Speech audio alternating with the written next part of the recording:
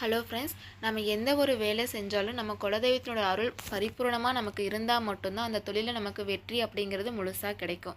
இப்போ அந்த வழிபாடு அப்படிங்கிறத நம்ம எப்படி செய்யணும், எளிமையான முறையில் நம்ம எப்படி குலதெய்வத்தை நம்ம வீட்டுக்கு வரவழைக்கணும் அப்படிங்கிறத நம்ம இந்த வீடியோவில் பார்க்க போகிறோம்.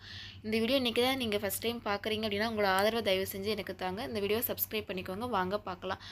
இப்போ நீங்கள் ஒரு எதுக்காக வேணாலும் இருக்கலாம். உங்கள் குழந்தைங்களோட படிப்புக்காக இருக்கலாம், உங்களோட ஒரு நல்ல வேலை கிடைக்கணும், நீங்கள் ஒரு வேலைக்காக முயற்சி செய்கிறவங்களா இருக்கலாம், வேறு திருமண தடை ஏற்பட்டுகிட்டே இருக்குது, எங்களோட பசங்களுக்கு நல்ல திருமணம் நடக்கணும்னு நினைக்கிறீங்களா? எந்த ஒரு காரியமாக இருந்தாலும் உங்கள் குலதெய்வத்தை நினச்சி ₹1 காயின் எடுத்துக்கோங்க. அப்படி இல்லைன்னா ₹11 காயின் ஒற்றைப்படை எண்களில் எடுத்துக்கோங்க. 7 காயின் ₹1 எடுத்துக்கலாமான்னா அந்த மாதிரி வேணால் ₹1 எடுத்துக்கோங்க. அப்படி இல்லைனா ₹11 எடுத்துக்கோங்க. சில்லறை காயினாக எடுத்துக்கோங்க. நீங்கள் வந்து மஞ்சள் கலர் துணி எடுத்துக்கோங்க. புதுசாக இருந்தால் ரொம்ப விசேஷம்.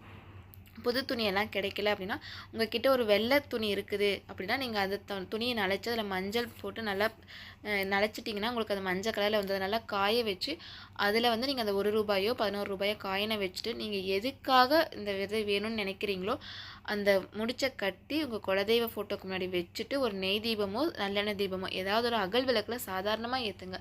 ஏற்றி கடவுளே எனக்கு இந்த விசேஷம் நல்லபடியாக நடக்கணும், திருமண தடை இருக்கா, கடவுளே எனக்கு கூடிய சீக்கிரம் எனக்கோ அல்லது என்னோடய மகன்களுக்கோ நல்ல திருமண வாழ்க்கை அமையணும், அந்த மாதிரி நீங்கள் வழிபாடு வச்சுக்கோங்க. அது உங்களுக்கு எது வேணுமோ நீங்கள் அதை வழிபாடு செஞ்சுட்டு நீங்கள் உங்களோட பிரார்த்தனையை வச்சுட்டு வந்துடுங்க. அது உங்களுக்கு ஒரு நாளையில் நடக்கலாம், ஒரு மாதத்தில் நடக்கலாம், கூடிய சீக்கிரம் உங்களுக்கு நல்ல பலன் உங்களுக்கு கிடைக்கும். இப்போ வந்து நீங்கள் அது காயின் முடிஞ்சு வச்சிங்க இல்லையா, அந்த காரியம் நடந்து முடிஞ்சதுக்கப்புறம் நீங்கள் கண்டிப்பாக தாமதிக்காமல் நீங்கள் குலதெய்வ கோயிலுக்கு போய் அந்த முடிச்சோடையே நீங்கள் வந்து சாமியோட உண்டியலில் போட்டுட்டு வந்துடுங்க. உங்களுக்கு நல்ல பலன் கிடைக்கும். இந்த மாதிரி நீங்கள் வழிபாடு செஞ்சுருக்கீங்களா அப்படின்னு சொல்லி கீழே கமெண்ட் பண்ணுங்கள். அது மற்றவங்களுக்கும் ரொம்ப ஹெல்ப்ஃபுல்லாக இருக்கும். இந்த மாதிரி நீங்கள் வழிபாடு செஞ்சீங்கன்னா உங்கள் குலதெய்வத்தோட அருள் உங்களுக்கு பரிபூரணமாக கிடைக்கும். நீங்கள் என்ன நினைக்கணும்னு நினைக்கிறீங்களோ அது உங்களுக்கு நல்லபடியாக நிறைவேறும். நானும் பிரார்த்தனை பண்ணிக்கிறேன்.